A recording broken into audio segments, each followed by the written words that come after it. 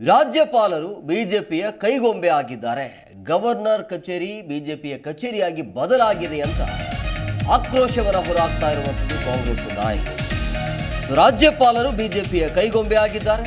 Governor ಕಚೇರಿ ಬಿಜೆಪಿಯ ಕಚೇರಿಯಾಗಿ ಬದಲಾಗಿದೆ. ಸಿಎಂ ಹೆಸರಿಗೆ ಮಸಿ ಬಳಿಯಲು ಬಿಜೆಪಿ ಮಾಡ್ತಾ ಇರುವಂತಹ ಪ್ರಯತ್ನ ಇದು ಅಂತ ವಿಜಯಪುರದಲ್ಲಿ ಸಚಿವ ಎಂಬಿ ಪಾಟೀಲ್ ಈ ರೀತಿಯಾಗಿ ಆಕ್ರೋಶವನ್ನು ಹೊರಹಾಕಿದ್ದಾರೆ. ಮೂಡಾದವರು ಅಕ್ರಮವಾಗಿ ಜಮೀನು ವಶಕ್ಕೆ ಪಡೆದಿದ್ದಾರೆ. ಇದರಲ್ಲಿ ಸಿಎಂ ಸಿದ್ದರಾಮಯ್ಯನವರ ತಪ್ಪು ಏನಿದೆ ಅಂತ ಪ್ರಶ್ನೆಯನ್ನು ಹಾಕಿದ್ದಾರೆ.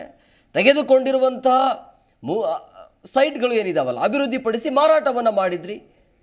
ಸಿಎಂ ಸಿದ್ದರಾಮಯ್ಯ ವಿರುದ್ಧ ರಾಜ್ಯಪಾಲರ ಒಂದು ಪ್ರಾಸಿಕ್ಯೂಷನ್ ಅನುಮತಿಯ ವಿಚಾರವಾಗಿ ಮಾತನಾಡಿ ಆಕ್ರೋಶವನ್ನು ಹೊರಹಾಕಿದ್ರು.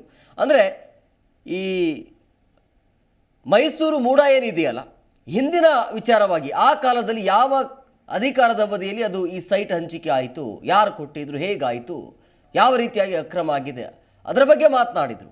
ಇದೆಲ್ಲ ಆಗಿದ್ದು ಬಿಜೆಪಿ ಅಧಿಕಾರದ ಅವಧಿಯಲ್ಲಿ ಅಂತೇಳಿ.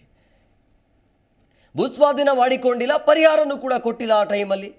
ಶಶಿಕಲಾ ಜೊಲ್ಲೆ, ಮುರುಗೇಶ್ ನಿರಾಣಿ, ಜನಾರ್ದನ್ ರೆಡ್ಡಿ ವಿರುದ್ಧ ಪ್ರಾಥಮಿಕ ತನಿಖೆಯಾಗಿ ಪ್ರಾಸಿಕ್ಯೂಷನ್ ಅನುಮತಿಗಾಗಿ ಫೈಲ್ ರಾಜ್ಯಪಾಲರ ಮುಂದಿವೆ. ಅದು ಏನಾಯಿತು ಅಂತ ಪ್ರಶ್ನೆಯನ್ನು ಹಾಕಿದರು. ಇವರ ವಿಚಾರದಲ್ಲಿ ರಾಜ್ಯಪಾಲರು ಯಾಕೆ ಸುಮ್ಮನೆ ಇದ್ದಾರೆ, ಅಲ್ಲಿ ಎಚ್ಚೆತ್ತುಕೊಂಡಿಲ್ಲ. ಆದರೆ ಈ ಕೇಸಲ್ಲಿ ಇಂಥ ಇಂಟ್ರೆಸ್ಟ್ ಯಾಕೆ ಅಂತ ರಾಜ್ಯದ ಜನ 136 ಸ್ಥಾನ ಕಾಂಗ್ರೆಸ್ಗೆ ಕೊಟ್ಟಿದ್ದಾರೆ, ಅಧಿಕಾರವನ್ನು ಕೊಟ್ಟಿದ್ದಾರೆ. ಬೇರೆ ರಾಜ್ಯಗಳಲ್ಲಿ ಮಾಡಿದಂತೆ ಕರ್ನಾಟಕ ರಾಜ್ಯದಲ್ಲೂ ಕೂಡ ಮೋದಿಯವರೇ, ಅಮಿತ್ ಶಾ ಅವರೇ ನಡೆಯಲ್ಲ ಅಂತ ಆಕ್ರೋಶವನ್ನು ಹೊರಹಾಕಿದ್ದಾರೆ. ನೀವೇನೇ ಮಾಡಿದರೂ ಕೂಡ ಈಗ ಬೇರೆ ಬೇರೆ ರಾಜ್ಯ, ಕೇರಳ, ಪಶ್ಚಿಮ ಬಂಗಾಳ, ದೆಹಲಿ ಅಂತ ಬಂದಾಗ, ಅಲ್ಲಿ ಮಹಾರಾಷ್ಟ್ರ, ಅಲ್ಲಿ ರಾಜ್ಯ ವರ್ಸಸ್ ರಾಜ್ಯಪಾಲರು, ರಾಜ್ಯ ಸರ್ಕಾರ ವರ್ಸಸ್ ರಾಜ್ಯಪಾಲರು ಅನ್ನುವಂಥ ಕೂಗು ಜೋರಾಗಿ ನಡೀತಾ ಇದೆ. ಬಹುಶಃ ಇಲ್ಲೂ ಹಾಗೆ ಆಗುವಂಥ ಎಲ್ಲ ಸಾಧ್ಯತೆ ಕಂಡು ಬರ್ತಾ ಇದೆ. ಇದರ ಜೊತೆಗೆ ಕಾಂಗ್ರೆಸ್ ನಾಯಕರು ಕೊಟ್ಟಿರುವಂಥ ಸ್ಟೇಟ್ಮೆಂಟ್, ಬಂಗಾಳದಲ್ಲಿ ಅಂದರೆ ಇದು ಬಾಂಗ್ಲಾದೇಶದಲ್ಲಿ ಏನಾಯ್ತಲ್ಲ, ಮೊನ್ನೆ ಶೇಖ್ ಹಸೀನಾ ಅವರ ಮನೆಗೆ ನುಗ್ಗಿದ್ರಲ್ಲ, ಅದೇ ರೀತಿಯಾಗಿ ನುಗ್ಗುವಂಥ ಪ್ರಸಂಗ ಬಂದರೂ ಬರಬಹುದು ಅನ್ನೋಂಥ ಎಚ್ಚರಿಕೆಯನ್ನು ಕೂಡ ಕೊಡಲಾಗಿದೆ. ಬಟ್ ಈ ಪ್ರಕರಣ ಎಲ್ಲಿಯ ತನಕ ಹೋಗುತ್ತೆ ಅನ್ನೋದನ್ನು ಕಾದು ನೋಡಬೇಕು. ಆದರೆ ಮೊದಲ ಹಂತದಲ್ಲಿ ಈಗ ಸಿಎಂ ಸಿದ್ದರಾಮಯ್ಯ ಅವರಿಗೆ ತಾತ್ಕಾಲಿಕವಾಗಿ ಅಂತೂ ರಿಲೀಫ್ ಸಿಕ್ಕಿದೆ. ಆದರೆ ಮೂಡ ವಿಚಾರಕ್ಕೆ ಸಂಬಂಧಪಟ್ಟಂತೆ ಎಲ್ಲರೂ ಕೂಡ ಒಗ್ಗಟ್ಟಾಗಿದ್ದಾರೆ. ಶಾಸಕರು ಆಗಿರ್ಬೋದು, ಸಚಿವರಾಗಿರ್ಬೋದು, ಎಲ್ಲರೂ ಕೂಡ ಒಗ್ಗಟ್ಟಾಗಿ ಸಿಎಂ ಸಿದ್ದರಾಮಯ್ಯ ಪರವಾಗಿ ನಿಂತಿದ್ದಾರೆ. ಸೊ ಇದೇ ವಿಚಾರವಾಗಿ ಇವತ್ತು ಎಂಬಿ ಪಾಟೀಲ್ ಮಾತನಾಡಿದರು. ಯಾವೊಬ್ಬರು ನಮ್ಮ ಸಿದ್ದರಾಮಯ್ಯನವ್ರು ಏನು ತಪ್ಪು ಮಾಡಿದ್ದಾರೆ?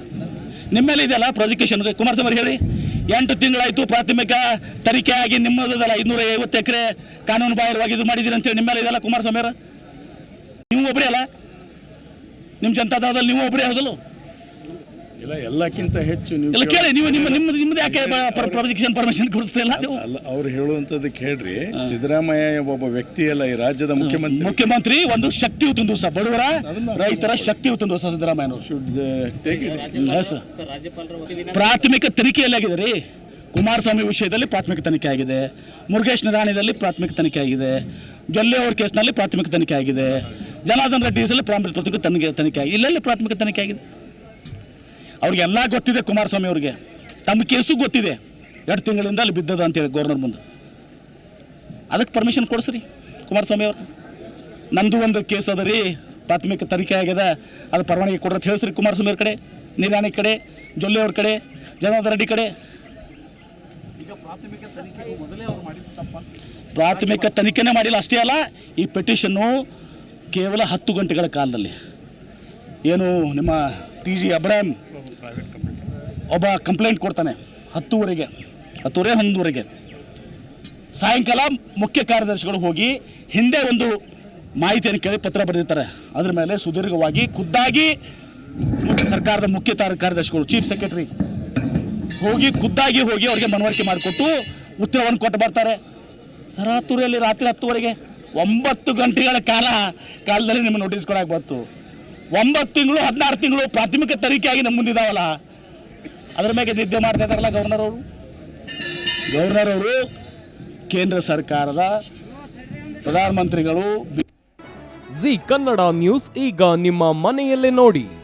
ಎಲ್ಲ ಕೇಬಲ್ಗಳಲ್ಲಿ ಈಗ ಲಭ್ಯ.